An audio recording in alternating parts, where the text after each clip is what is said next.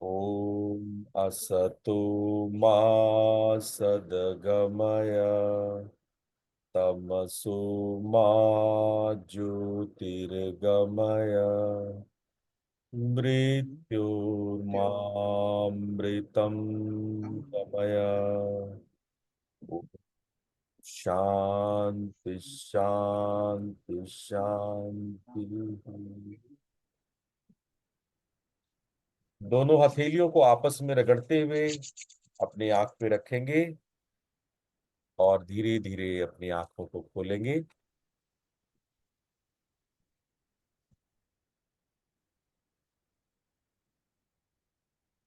यदि इस अभ्यास में किसी को कोई दिक्कत आई हो, न समझ में आया हो, तो आप प्रश्न पूछ सकते हैं। यदि किसी को भी कोई ऐसा पार्ट जो नहीं समझ में आया हो, आप प्रश्न पूछ सकते हैं। हाँ मनीषा जी पूछें। गुरुजी, मुझे ना बस ब्रीथ में प्रॉब्लम हो रहा था, मतलब फोकस ना। वही 2-4 दिन से मतलब ब्रीथ कर रही हूँ तो बहुत शॉर्ट हो रहा है। मतलब प्रॉपर ब्रीथ नहीं हो रहा, तो उससे फिर प्रॉपर तरीके से फिर बार बार ध्यान भटक रहा था कि श्वास पे ध्यान देना है। जैसे श्वास ऊपर ले रहे नीचे ले रहे, तो ब्रीथ बहुत शॉर्ट हो जा रहा था। तो ये मेरे को इसमें इशू आया। और जब मुद्रा लगाया था ना, उस टाइम पे पूरा हाथ एकदम शिवर करने लगा था और एक बात सर में बताओ, बहुत पेन प्रैक्टिस एकदम। प्रैक्टिस समझ में आ गया पूरा? हाँ जी, प्रैक्टिस समझ में आया, बट जो ये साथ में प्रॉब्लम, जैसे सर में बहुत तेज पेन होने लगा था। देखो, ये हो सकता है कि अभी आपके खान पान और कई दूसरे कारण इसके लिए जिम्मेदार हो।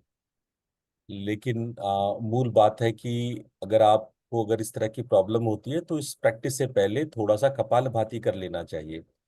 कपालभाति करने के बाद जब इस अभ्यास को करेंगे तो जो शॉर्टनिंग ब्रेथ है, जो श्वास का शॉर्टन हो जाना, वो कम हो जाता है। ठीक है। तो अगर इससे जी। पहले 15-20 मिनट तक आप जब भी बंद लगाने का प्रैक्टिस करो, चाहे महाबंध हो या आप महामुद्रा हो। आज तो मैंने 9 मुखी मुद्रा कराई है। जी। तो ये याद रखना कि पहले कम से कम 15-20 मिनट कपालभाति का यदि अभ्यास कर लेते हो तो जो शॉर्टनिंग ब्रेथ या सांस रोकने में जो दिक्कत आती है वो दूर हो जाएगी। ठीक है। ठीक है गुरुजी। और कोई बात शेयर करना? हाँ विनोद जी बताएं आप। हाँ जी, जब चिदाकाश में थे तो मुझे ऐसा महसूस होता था, कभी तो चांद की रोशनी आ रही है और कभी चेस बोर्ड के स्क्वायर स्क्वायर दिख रहे थे। चेस हाँ, बोर्ड के ये ऐसा ये दिख रहा था। ये एकदम सही अनुभव है। और ये यही रियल तरीका है। दरअसल आपको चांदनी सी प्रकाश महसूस वहां होगी होगी अगर आपने ढंग से किया है। और यदि आपका प्राण का बहाव ठीक ठीक है और कोई शारीरिक अवरोध नहीं है, कोई प्राणिक अवरोध नहीं है, तो चांदनी सा प्रकाश होता ही होता है। इसी प्रकाश की मैं बात कर रहा था कि जी। जब आप महामुद्रा में जाएंगे, उतरेंगे चिदाकाश पे, आपको चांदनी सी रोशनी दिखती है। यही स्वाभाविक है, प्राकृतिक रूप से यही होना चाहिए। अगर कोई और बाधा, शारीरिक बाधा ना हो तो ये स्वाभाविक स्टेट है। ठीक है, बहुत अच्छा विनोद जी। धन्यवाद गुरु जी। आपके इस बातों से बहुत लोगों को मोटिवेशन भी मिलेगा। देखो, साधना ऐसा नहीं है कि ये सबके लिए है, आप सब लोग कर सकते हो। प्रॉब्लम है कि हमारा रहन सहन, खान पीन कई बार हमारे प्राणों को बाधा करता है। एक बात जान लेना कि आपके साधना का बाधक आप खुद हो। कोई दूसरा आपकी साधना को नहीं रोकना चाहता है। कोई परमात्मा या देवता क्यों चाहेंगे कि आपकी साधना बाधित हो? हम अपनी बाधा खुद है, हम अपने हर्डल खुद है। इसलिए यदि प्राण ठीक तरह से साथ देगा तो आपको जो भगवान शिव की उवाच है, जो वो कह रहे हैं, वो वैसा वैसा अनुभव होगा। अगर नहीं हो रहा है तो इसका मतलब आपके खान पीन, रहन सहन, लाइफ स्टाइल में आपने प्राण को अवरुद्ध कर रखा है, कहीं ना कहीं बांध या रोक रखा है, कहीं कहीं उसको मौका नहीं मिल रहा है खिलने का। इस वजह से वो चीजें नहीं हो रही है। हाँ निखिल जी आप पूछ लें सवाल। अ, गुरुदेव, ये जब हम जिनाकाश में जाते हैं तो प्रकाश इतना ज्यादा फैल जाता है? कि वो आईज पे भी स्ट्रेस आता है, मतलब ऐसा लगता है कि उसको झेल नहीं पा रहे। तो ये भी क्या ये बहुत अच्छी बात है। प्रकाश कभी कभी इतना तीव्र हो जाता है, जैसा निखिल जी बता रहे हैं, ये वास्तव में, और ये आप सबके साथ हो सकता है। ये सब आपके आप सबके लिए एक मोटिवेशन है। आप समझ लो कि अगर निखिल जी को हो सकता है तो आप सबको हो सकता है। ये प्रकाश होगा होगा। चिदाकाश में प्रकाश है, बस हमारे तमस के बादलों से ढका हुआ है। तो जैसे ही आप अभ्यास करेंगे और उसको रेगुलर करेंगे, तो ये प्रकाश, ये बादल हटेगा और प्रकाश होना शुरू हो जाएगा। तो ये प्रकाश होने दीजिए। और यदि आपको लगता है कि हम उसके स्रोत तक जा सकते हैं, उस प्रकाश के सोर्स तक जा सकते हैं, तो सोर्स तक जाने की कोशिश करें। जब आप सोर्स तक जाने की कोशिश करेंगे, जो उसका प्रभाव आंखों पर है, जो आंखें चौंधी आ रही है, चकाचौंध हो रही है उस रोशनी से, उससे बच जाएंगे आप। उस चकाचौंध से बचेंगे आप। उस चकाचौंध का सामना करते हुए स्रोत तक जाने की, सोर्स तक जाने की कोशिश करें। कई बार मेरे पास ये प्रश्न उठते हैं कि गुरुजी, रोशनी इतनी हो गई कि मुझे कुछ दिखाई देना बंद हो जाता है, आसपास क्या है कुछ नहीं दिखता है। ऐसे में आप यदि ड्राइविंग कर रहे हैं तो आप किनारे कर लें गाड़ी को।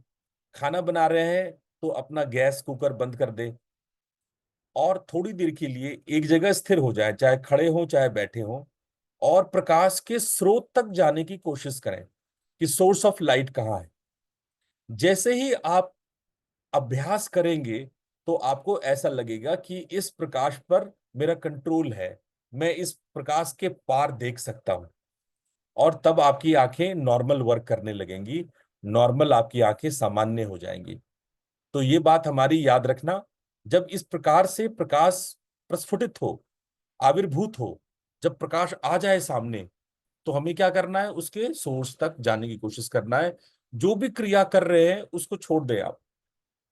वह गाड़ी को साइड लगा लें, जो क्रिया कर रहे हैं उसको थोड़ी देर के लिए, कुछ सेकंड्स के लिए, 1-2 मिनट के लिए आप रोक लें और पहले इस प्रकाश को सेटल करें। और इस प्रकाश को सेटल तभी कर सकते हैं जब आप सोर्स तक जाएं। और ये बहुत आशीर्वाद है, जिनको जिनको ऐसा होता है वो भगवान शिव के आशीर्वाद उसको मानना चाहिए। उनको मानना चाहिए कि शिव प्रसाद मिला है, आशीर्वाद मिला है। ये दिव्य प्रकाश बहुत कम लोगों को नसीब होता है, या यूं कहे बहुत कम आशीर्वाद ऐसा हो पाता है। हाँ प्रतीक जी, अब आप सवाल पूछ सकते हैं। गुरुजी, जब नवमुखी मुद्रा लगा लेते हैं, आकाश की मुद्रा लगाने के बाद उसके पश्चात हमें मूल बंद और उद्यान बंद लगाना है, या पहले मूल बंद उद्यान बंद लगाने के बाद? लगातार साथ साथ करते रहे, क्योंकि जैसे ही सांस ऊपर जाए, यानी प्राण को आप ऊपर ले जा रहे हैं, मूल बंद लगा लो। और टिल्ट करते करते करते उद्यान लगा लो। सर टिल्ट हुआ, धीरे से आंखों को ऊपर की तरफ खींच करके भ्रूमध्य की ओर देखने की कोशिश करो। शांभवी हो गया, ठीक है। और आपने धीरे धीरे षडमुखी मुद्रा लगा लिया। षडमुखी मुद्रा में सारे मुद्रा आ गए। तो ये षडमुखी लगाते लगाते लगाते पीछे ले जाते फटाफट फटाफट सारी मुद्राएं लगा लो। कोई क्रम नहीं है इसका, कोई ऐसा लिखित क्रम नहीं है। आपको जैसी सुविधा होती है। मुझे जो सुविधा एज ए प्रैक्टिशनर, तो जब मैं सांस लेता रहता था, लेते दौरान ही मैं मूल बंद और उद्यान लगा लेता था। मतलब जब मैंने सर को टिल्ट किया तो मेरा मूल और उद्यान लग चुका होता था, तब मैं सर को टिल्ट करता था। और जब सर को टिल्ट कर दिया तो हाथ को रख के षण्मुखी मुद्रा में हमने सांभवी लगा ली, खेचरी लगा ली, बिंदु पर अपने प्राण को ऊपर खींच लिया। तब ये नवमुखी मुद्रा हो गया। ठीक है। जी गुरुजी, धन्यवाद। और कोई प्रश्न? गुरुजी प्रणाम। क्या इसमें खिचड़ी भी लगाना था अपने को? नहीं, कोई भगवान शिव के शब्दों में खेचरी वर्ड था नहीं, इसलिए मैंने बोला नहीं। हाँ, वही अभी आपने मेंशन किया हाँ, तो। आज मैं बहुत स्ट्रिक्टली उनके वर्ड्स को फॉलो कर रहा था, तो उन्होंने अच्छा। खेचरी वर्ड तो नहीं बोला है। जी जी मोस्टली हम लोग महामुद्रा में, क्योंकि ये अभ्यास महामुद्रा का है, जी। तो मोस्टली हम लोग महामुद्रा के अभ्यास में शांभवी खेचरी लगा लेते हैं। उन्होंने शांभवी खेचरी के बारे में नहीं बोला, केवल षणमुखी और नीचे के जो दो बंद हैं, तो ये बोला है। तो षणमुखी, और अगर हमने आकाशी लगा दिया तो 6 और 3 9 हो जाते, तो उसको उन्होंने नौमुखी बोला। तो ये श्लोकों के आधार पे है। पर हाँ, ठीक है। यदि आप लगा लेते हैं तो लाभ आपको निश्चित रूप से होता है। प्रणाम ठीक है, गुरु जी। धन्यवाद। धन्यवाद। हाँ, प्रणाम। गुरु जी, सब कुछ बहुत अच्छा एक्सपीरियंस था। सब षणमुखी मुद्रा भी लगा, उद्यान और मूलबंध भी लगा, प्रकाश भी दिखाई दिया, बिंदु भी दिखाई दिया। लेकिन जब सांस छोड़ते हैं वापस, तब ऐसे लगता है एकदम ब्रेथलेसनेस हो जाता है, तो 2-3 बार सांस लेना पड़ता है। हम्म। हाँ, होगा ये। नियमित आप करेंगे तो ठीक हो जाएगा। ये स्टार्टिंग में होता है। स्टार्टिंग में तो हम पूरा भर के सांस भी नहीं ले पाते। आप ठीक ही कह रहे हैं, 2-3 बार में सांस लेना पड़ता है। एक बार सांस लिया, फिर थोड़ा रुका, फिर सांस लिया, फिर थोड़ा रुका, फिर सांस लिया। पर ये सब स्टार्टिंग, और सांस छोड़ने में भी एक बार में सांस नहीं जाता है। सांस छोड़ा, फिर हल्का से लेके फिर सांस छोड़ा, फिर हल्का से लेके फिर सांस छोड़ा, तब पूरा सांस बाहर जाता है। लेकिन ये अभ्यास अभ्यास की बात है। अगर आप ये अभ्यास रेगुलर करोगे तो आपको 4-5 दिन के अंदर में सेट हो जाएगा। क्योंकि हमारा हमारा फेफड़ा अभी तैयार नहीं है इस हम्म। एक्टिविटी के लिए कि हम लंबा सांस रोक लें। इसके लिए फेफड़ा तैयार नहीं है। आपका जो लंग्स है, उसको रेडी करने के लिए ये जब आप रेगुलर करेंगे, तो आपके लंग्स को मालूम हो जाएगा कि हाँ, ये अभ्यास होने वाला है। तो वो अपने आप को उस बात के लिए तैयार कर लेता है। हमारा लंग्स क्विकली लचीला नहीं हो पाता है, क्विकली वो इलास्टिक स्टेट में नहीं हम्म। आता है।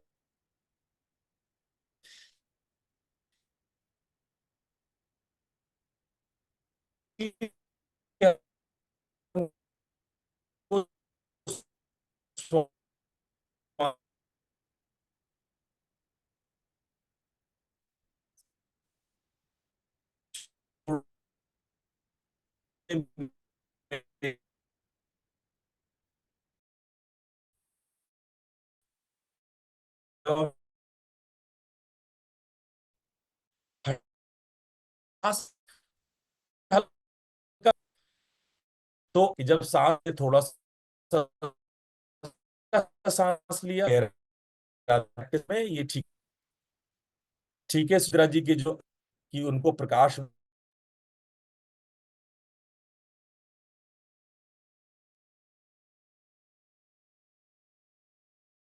चला क्या?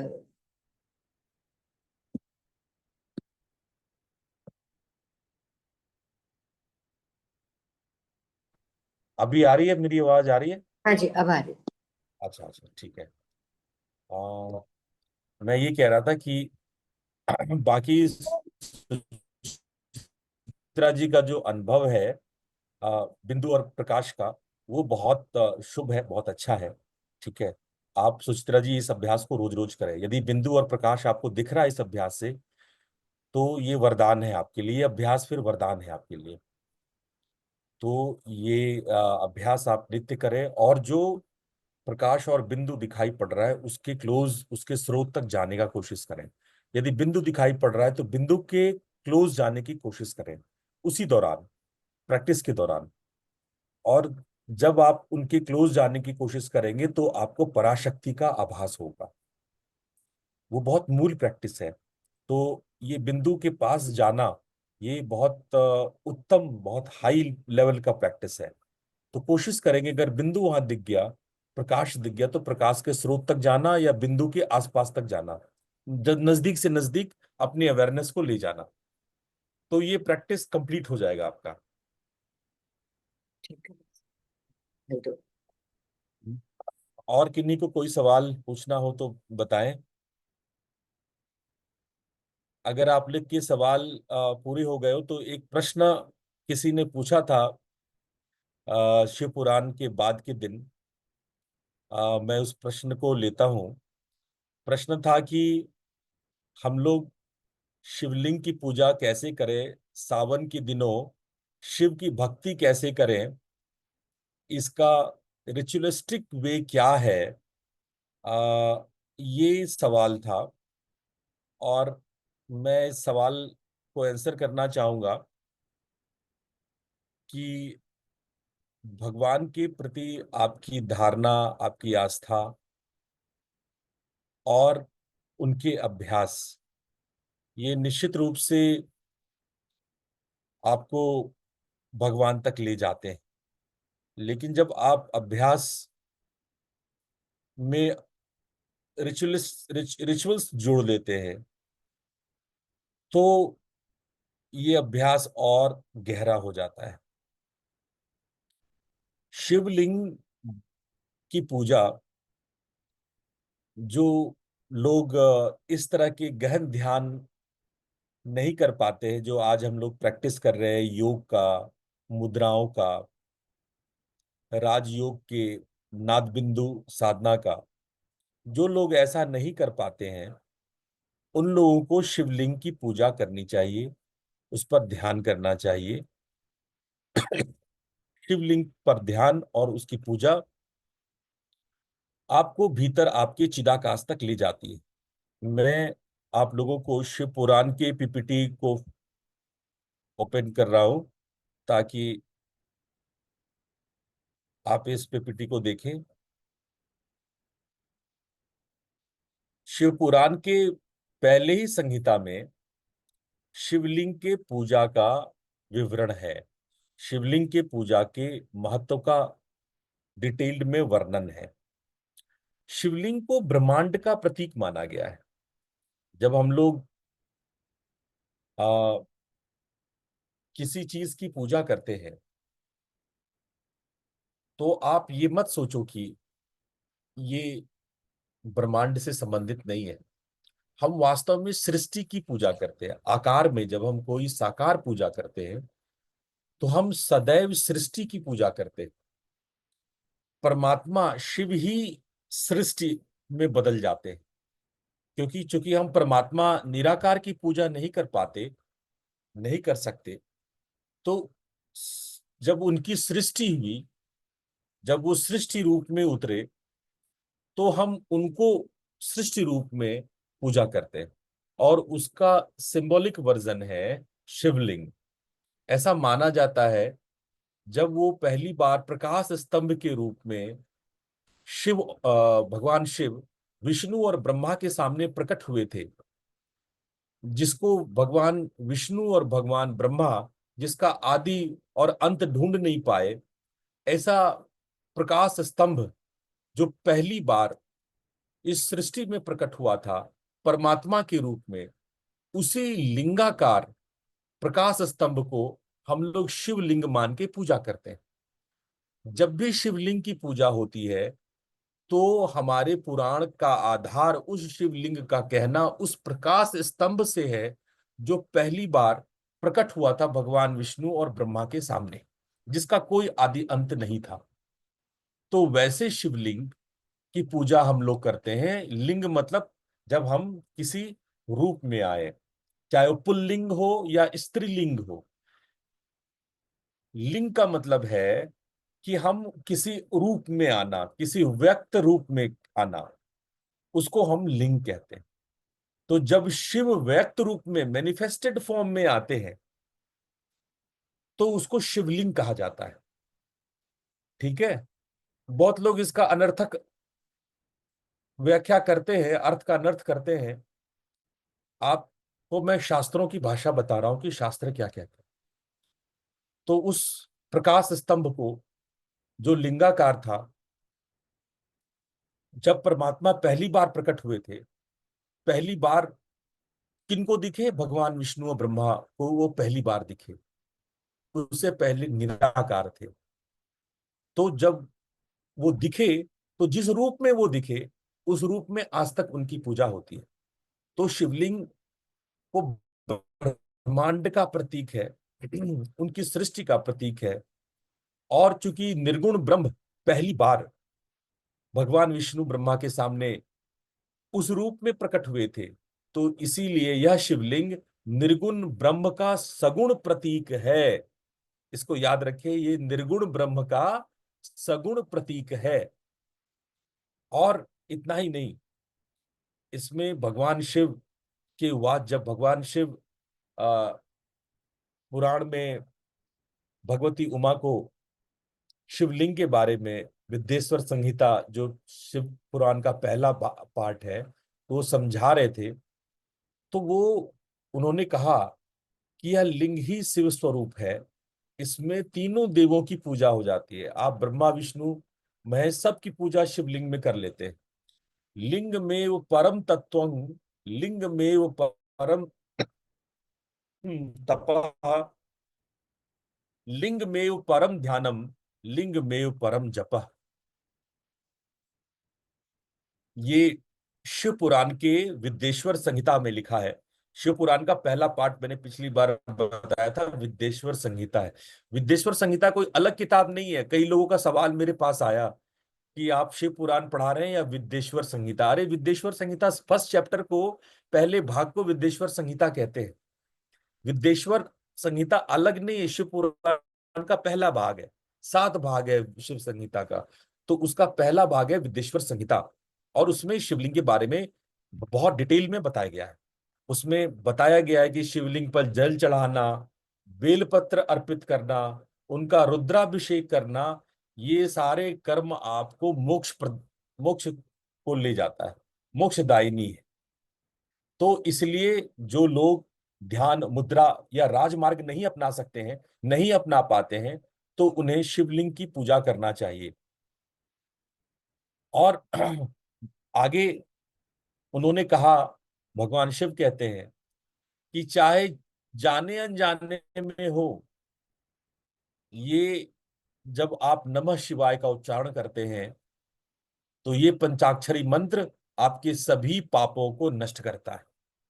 और ऐसी बहुत सारी कहानियों के माध्यम से ये बताया गया है, शिव पुराण में अनेकानेक कहानियों के माध्यम से बताया गया है कि आपके बहुत सारे पाप, इवन आप अनोइंगली इस प्रैक्टिस को कर रहे हो, अगर शिव आप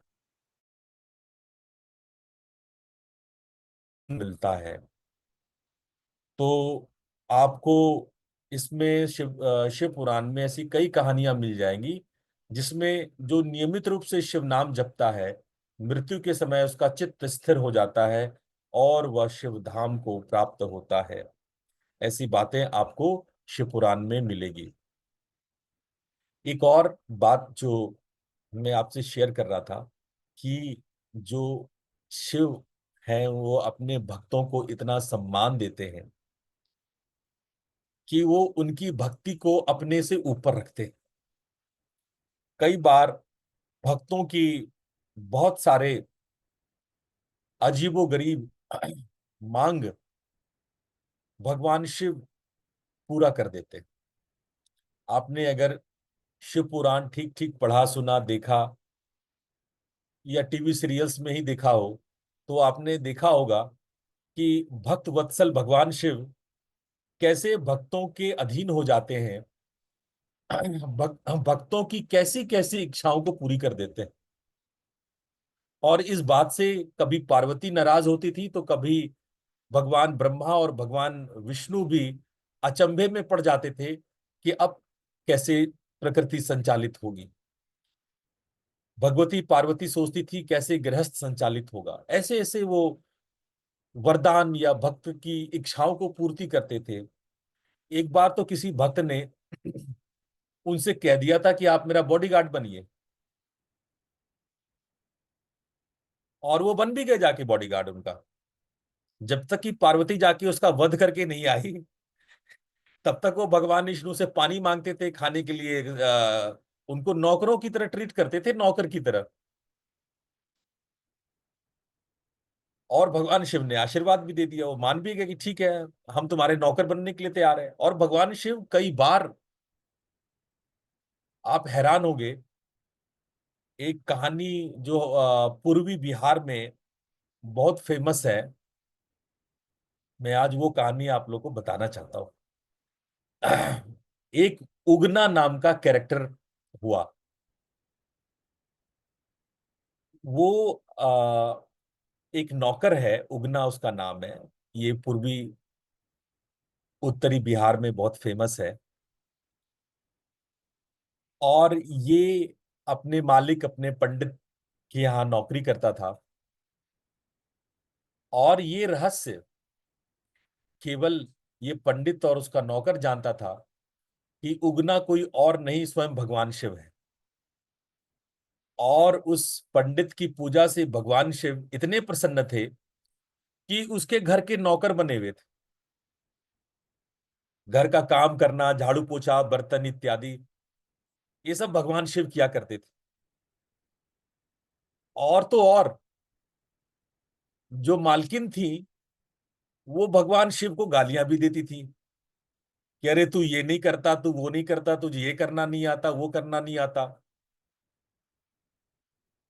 और वो पंडित ये सब देख देख के रोता रहता था, क्योंकि भगवान शिव ने कहा था कि मेरा भेद मत बता देना, मेरा भेद बता दोगे तो मैं चला जाऊंगा। और वो पंडित बड़ा रोए, बड़ा जो है उसको दर्द हो, दुख हो कि मेरी पत्नी जो है, भगवान शिव जो मेरे आराध्य है, उनको क्या क्या बोल रही है। एक बार तो हद हो गया। उगना ध्यानस्थ थे, भगवान शिव के प्रेम में आंसू बहा रहे थे। और प्रेम में विभोर होकर के उगना भी वहीं कहीं ध्यानस्थ हो गया। दोनों के तार ऐसे जुड़े कि भक्त वत्सल भगवान शिव, जो उगना रूप में उनका नौकर बना हुआ था, वो भी वहीं समाधि में आ गए। इतने में मालकिन आ गई, और वो जली खोटी बुरा भला वो सब उगना को सुनाने लगी। और क्रोधित होकर के उसने एक डंडा उठा लिया पिटाई करने के लिए। और ये पंडित जी को कैसे पसंद आता, ये उनको कैसे स्वीकार्य होता। अभी वो उठाई थी डंडा, इतने में इनका धैर्य टूट गया, पेशेंस टूट गया। और वो चीखते हुए बोलने लगे कि तुम्हें पता नहीं है तुम किस पे ये डंडा उठा रहे हो, ये स्वयं भगवान शिव हैं, और मैं तुम्हें ऐसा करने नहीं दूंगा। और वो हैरान हुई कि एक नौकर को ऐसा वो क्यों कह रहे हैं। लेकिन जब वो उसने रोते रोते सारी बात बताई, तो उनकी पत्नी को पता चला। और तब तक तो उगना निकल गए, उगना तो अंतर ध्यान हो गए। उगना अंतर ध्यान हो गए। और उसके बाद उगना के विरह में इस पंडित ने मैथिली भाषा में कई सारी कविताएं और भजन लिखे, जो विरह प्रधान भजन है, पूरे बिहार में गाई जाती है। और आज भी लगभग 1000 साल इस कहानी के हो गए, 1000 साल के बाद भी पूरे मैथिली परिवार में, पूरी उत्तर पूर्व बिहार में उनके गाने अभी भी गाए जाते हैं। तो मैं ये कहानी इसलिए बता रहा था कि भगवान अपने भक्त के लिए इतने भावुक है कि वो इस बात का भी परवाह नहीं करते कि वो अपने भक्त के घर में ही नौकर बन जाए।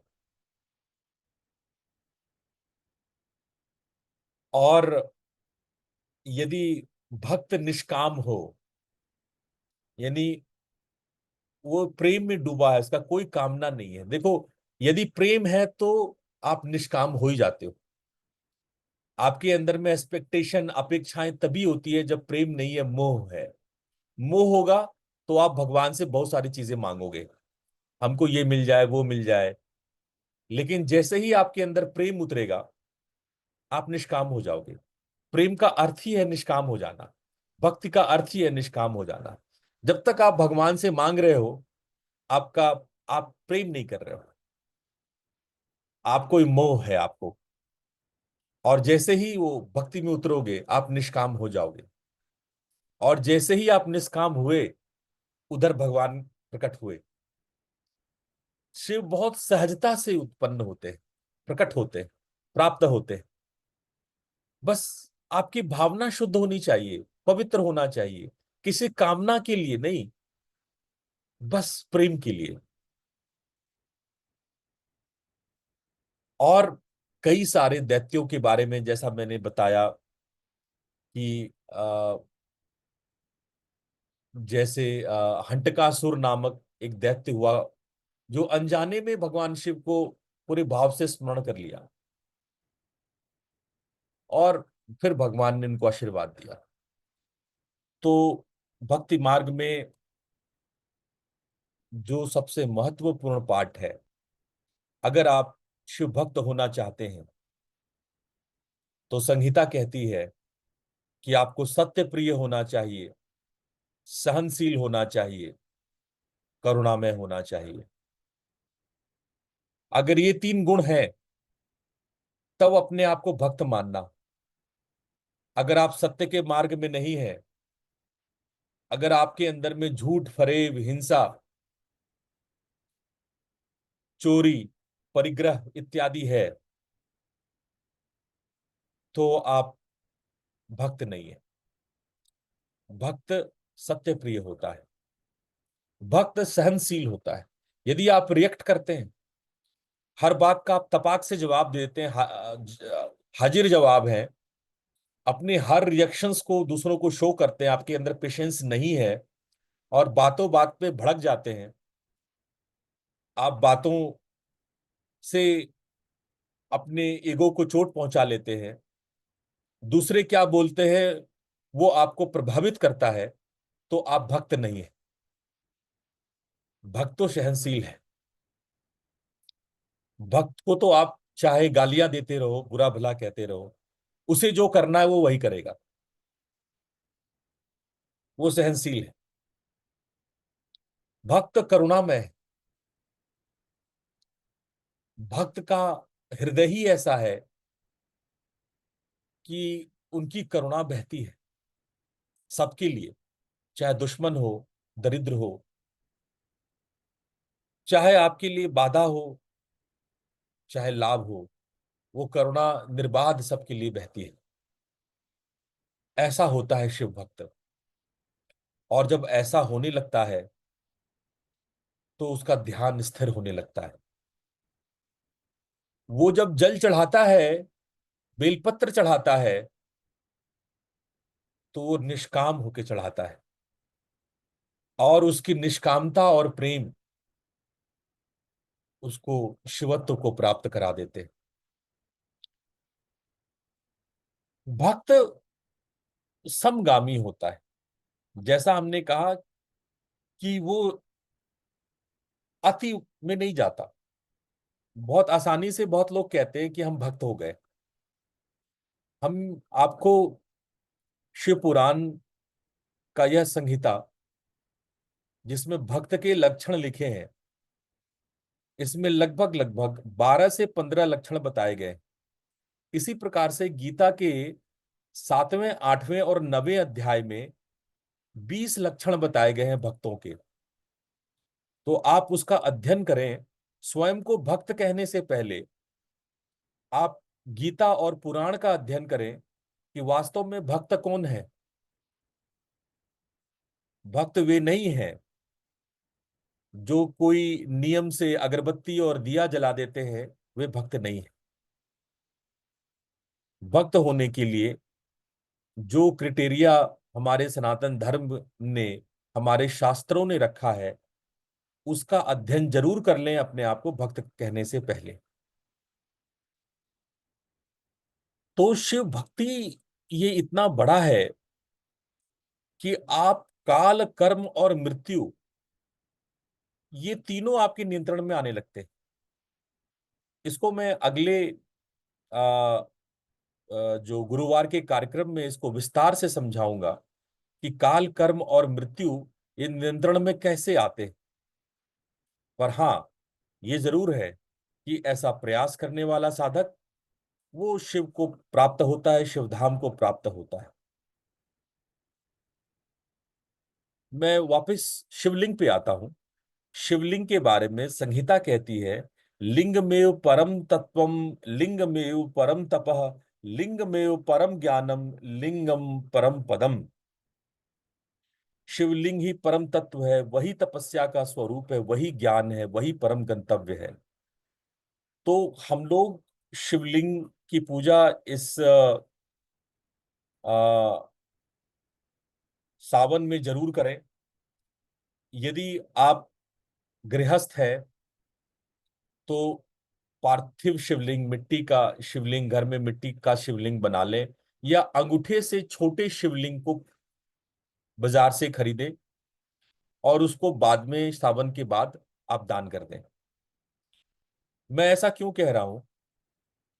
क्योंकि यदि आप शिवलिंग अपने घर में रखते हैं और नियमित उसकी पूजा नहीं करते हैं, जल नहीं चढ़ाते हैं, तो ये उचित नहीं है। इसका कोई नुकसान नहीं है, लेकिन सनातन धर्म कहता है, हमारे शास्त्र कहते हैं कि यदि आप इस प्रकार के प्रतीकों को, जैसे बहुत लोग शालिग्राम भी रखते हैं, आप नियमित पूजा उपासना नहीं करते हैं, तो इसे देवताओं का अपमान होता है। जो देवता, जो ऋषिगण इतनी श्रद्धा से शिवलिंग या अथवा शालिग्राम की पूजा उपासना करते हैं, उन्हें ऐसा लगेगा कि आप भगवान शिव का अपमान कर रहे हैं। भगवान शिव तो कभी भक्तों को सजा देते ही नहीं है, जब तक कि भक्त स्वयं इतना विकृत ना हो जाए कि उसे भगवान के कोप का भाजन बनना पड़े। पर यदि आप शिवलिंग का तिरस्कार करेंगे, अपने घर में ला करके उनकी पूजा उपासना नहीं करेंगे, तो इससे शिव भक्त, शिव गण नाराज होते हैं, शिव के गण कुपित होते हैं। इसीलिए यदि आप शिवलिंग गृहस्थ हैं तो अंगूठे के बराबर या अंगूठे से छोटा शिवलिंग खरीदें, नित्य पूजा करें। न पूजा कर पाए तो उसे मंदिर में दान दे दें। जो लोग नित्य पूजा कर सकते हैं, वो शिवलिंग को अपने घर के मूल स्थान में रखें, नॉर्थ ईस्ट में रखें, और उनकी पूजा ध्यान रोज करें, और पूरी तपस्या के साथ ये नियम को अपनाएं। खासकर सावन के समय में हम सभी लोग शिवलिंग की पूजा करते हैं। तो शिवलिंग की पूजन हम सावन के दिन कैसे करें? तो ये मैंने आपके सामने पूजन की सामग्री रखी है तैयारी के लिए। ये स्क्रीन पर देख लें। पंचामृत के लिए दूध, दही, घृत, मधु, शक्कर, गंगा जल, बेलपत्र, धूप, दीप, चंदन, नैवेद्य, पुष्प, अक्षत, कपूर, रुद्राक्ष की माला, जलपात्र। ये आप इसका फोटो ले लें और ये सामग्री से आपको पूजा करना चाहिए। और शुद्ध वस्त्र पहने, भूमि पर स्वच्छ करके गंगा जल इत्यादि से उसको साफ करें। और जब हम उसकी पूजा करें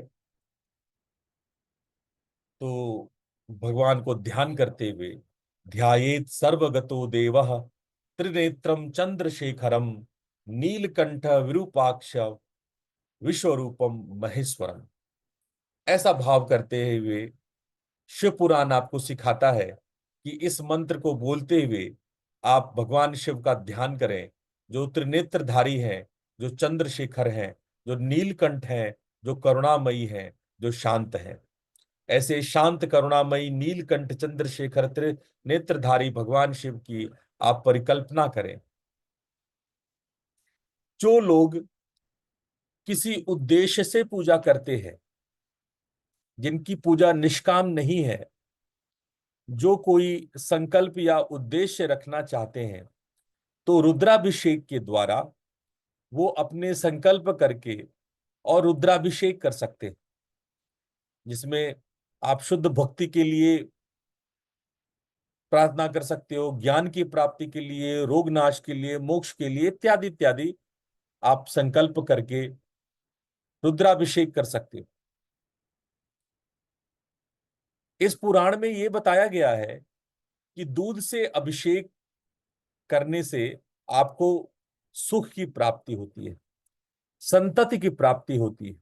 जिनको पुत्र या पुत्री नहीं हो रहा है, जिनको बच्चे नहीं हो पा रहे हैं, वैसी नारियां दूध से अभिषेक करें। जहां आप दही से यदि अभिषेक करते हो तो आपकी चित्त की शुद्धि होती है। यदि घी से करते हो तो आपके अंदर तेज या तेजस्विता का विकास होता है। मधु से, शहद से करते हो तो आपकी वाणी शुद्धि होती है, जेंटलनेस आता है, मृदुता आपके अंदर डेवलप होती है। वहीं शर्करा से आप करते हो तो आप पौष्टिक, आपकी शरीर पुष्ट होती है, आप बलवान बनते हो। इन सबों से स्नान कराने के पश्चात आप शिवलिंग को गंगा जल या स्वच्छ जल से शुद्ध करें। मंत्र इस प्रकार बोले, त्वम मूलम सर्वधर्मणाम लिंग रूपम नमस्तुते, त्वम पावेन पापहर शिवलिंगम नमस्तुते। ऐसा मंत्र बोलते हुए आप स्नान करा करके शुद्ध करें। जब शिवलिंग का आपने स्नान करा दिया पंचामृत से, पंच अमृत से स्नान कराने के पश्चात आप बेल पत्र का अर्पण करें। तब आप बेल, पुष्प इत्यादि को अर्पित करें। जब अर्पित करेंगे तो क्या मंत्र बोलेंगे? त्रिदलम त्रिगुणाकारम त्रिनेत्रम च त्रियायदम त्रिजन्म पाप संहारम बिल्व पत्रम समर्पयेत। बिल्व पत्र को मैं समर्पित करता हूं। अगर मंत्र याद नहीं तो कोई बात नहीं, चिंता मत करो मंत्रों की। ऐसे ही हाथ जोड़ करके भगवान आपकी देहाती भाषा भी सुनेंगे, हिंदी भाषा, इंग्लिश में, जो उसमें आता, जो भाषा में आप पूरे हृदय से आप बिल्व पत्र को समर्पित करना।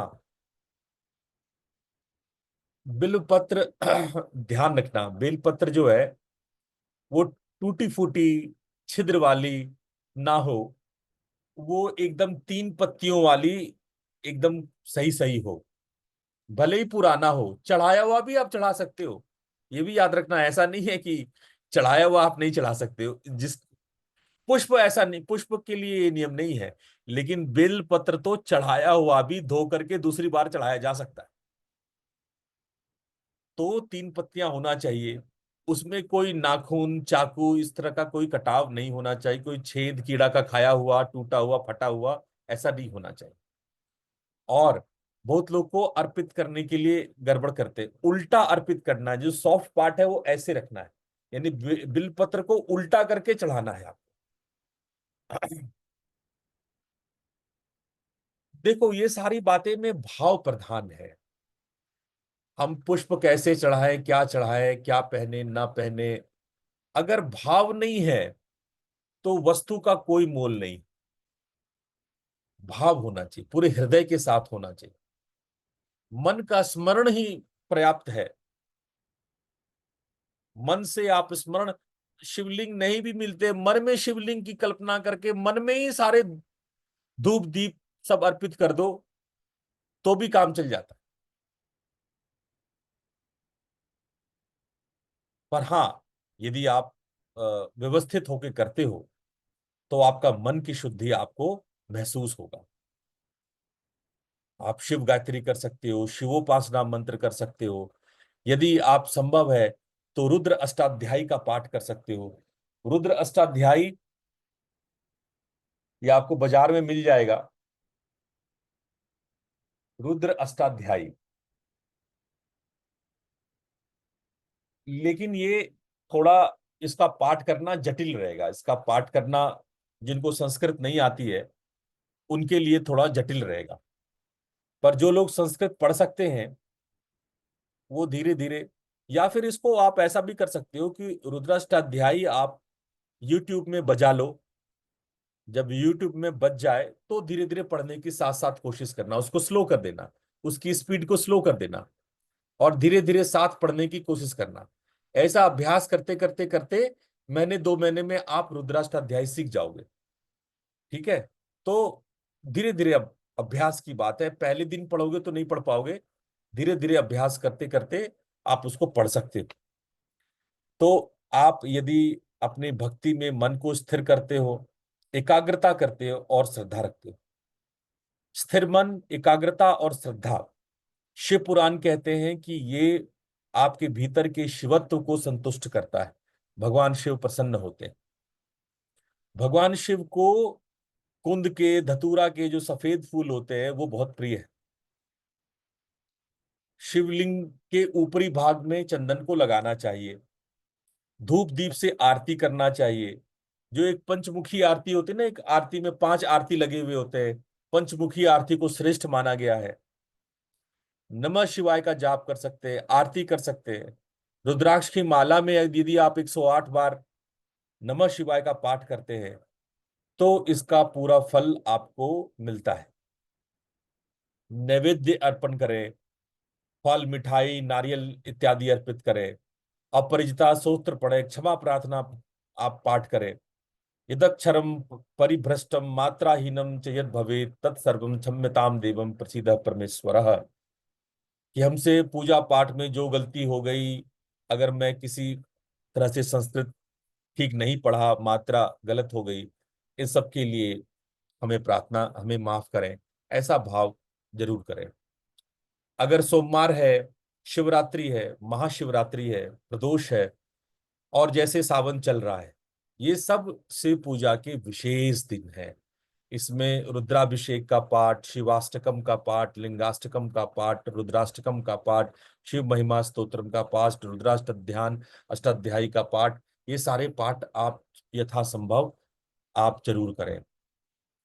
यानी अगर हम सारांश में इस बात को, जो जितनी बातें अभी हम बोले हैं सारांश में बोलें, तो शुद्धि चाहिए, नंबर 1। नंबर 2, संकल्प चाहिए। संकल्प यानी भावपूर्वक आप संकल्पित हों। ध्यान चाहिए, शिव के का जो ध्यान, चाहे नमः शिवाय मंत्र हो, चाहे उस रुद्रष्टाध्यायी जो भी आप रुद्री पाठ पढ़ रहे हैं, अष्टकम पढ़ रहे हैं, उस पर आप ध्यान केंद्रित करें। अभिषेक करना चाहिए पंचामृत से, शिवलिंग का स्नान, अंत में गंगा जल से उनको शुद्ध पवित्र करना। उसके बाद बेलपत्र चढ़ाना, स्नान के बाद बेलपत्र चढ़ाना, पुष्प चंदन इत्यादि से उसको सजा दो, अभिषेक कर दो, बढ़िया सुंदर बना दो, धूप दीप जला लो, वो पूजन कहलाता है। पूजन कर लिया। मंत्र, उसके बाद मंत्र करना, मंत्र से 108 रुद्राक्ष के माला पर 108 बार नमः शिवाय बोल लेना। फिर उसके बाद जो फूल है, फल है, मिठाई है, उसको अर्पित करना, साष्टांग नमस्कार करना, और उसके बाद आरती करना। आरती करने के बाद जो है क्षमा प्रार्थना करना कि हमसे जो गलतियां हो गई वो क्षमा। तो इसका आप फोटो ले लो। यही पूजा करना आपको जो है रोज रोज सावन के टाइम में 10 चीजें करनी है। फिर से याद रखो, शुद्धि, संकल्प, ध्यान, अभिषेक, बेलपत्र, पूजन, मंत्र, नैवेद्य, आरती और क्षमा। ये 10 चीज हो गई। ये आप लोग नोट कर लो, फोटो ले लो, नोट कर लो। ये आपने पूजा करना है। तो इस प्रकार से यदि आप ध्यान से पूजा पाठ करते हो और भगवान शिव को प्रसन्न करते हो, तो भगवान शिव आपका कल्याण करते हैं। लेकिन यदि आप विज्ञान भैरव के साधना करते हो, जो राजमार्ग है, तो आपको इन रिचुअल्स को भी करने की आवश्यकता नहीं। अपने भीतर ही शिव तत्व का विकास हो जाता है। आज जो हम लोग अभ्यास किए, कि हम लोगों ने मेरुदंड में, सुषुम्ना मार्ग में जो हमने आज अभ्यास किया, चाहे वो त्रिबंध का हो, महाबंध का हो, महामुद्रा का अभ्यास हो, महाबंध और महामुद्रा का अभ्यास भी, सुषुम्ना मार्ग का ध्यान भी, ये तीनों ही प्रैक्टिस अलग अलग धारणाओं में भगवान शिव ने कहा है कि उसी से सारे जितने आपके सैकड़ों रुद्राभिषेक का फल आपको इस महामुद्रा में मिल जाता है। तो यदि कुछ नहीं समझ में आता है तो महामुद्रा का अभ्यास कर लो, और सरल है। षणमुखी मुद्रा लगाना है, 3 बंद नीचे से लगाना है, हो गया। तो ये अभ्यास यदि आप करते हो तो आपको रुद्राभिषेक का लाभ मिल जाता है। ठीक है, तो आप रुद्राभिषेक बाहर कर लो या महामुद्रा भीतर लगा लो, अभी आप चुनाव आप करो, आपको कौन सा पसंद है वो आप कर लो। भगवान शिव तो सारा रास्ता बता रहे हैं, अंदर का रास्ता से भी बाहर के रास्ते से भी, वो सारे रास्ते आपके लिए खोल दिए हैं, अभी चुनना आपको है। तो आज का सत्र हम यही पूर्ण करते हैं। हम लोग गुरुवार के दिन शिव पुराण को आगे अध्ययन करेंगे, विद्येश्वर संहिता का अध्ययन करेंगे। तब तक के लिए आप सभी को नमः शिवाय, हर हर महादेव। हर हर महादेव। ओम प्रणाम ओम गुरुदेव। प्रणाम गुरुजी। प्रणाम ओम नमः गुरुजी। शिवाय। प्रणाम गुरुजी। प्रणाम गुरुजी। प्रणाम गुरुदेव। प्रणाम। प्रणाम गुरुजी। प्रणाम करो जी। प्रणाम।